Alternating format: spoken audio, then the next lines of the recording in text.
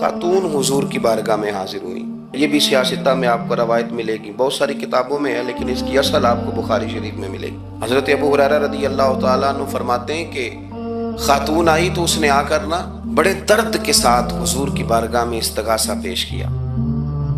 عرض کرنے لگی یا رسول اللہ صلی اللہ علیہ وسلم، میں مرگی کی مریض ہوں، بڑی تکلیف میں ہوں. یہ جو مرگی کا مرض ہوتا ہے یہ اعصابی بھی ہے، جسمانی بھی ہے.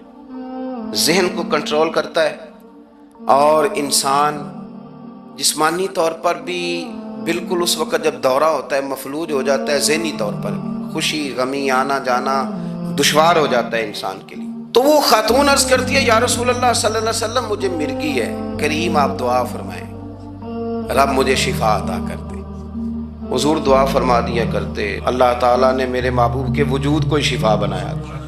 لعاب دہن مولا علی کی آنکھوں پہ لگائیں تو رب کریم فوراً شفا عطا فرمائے.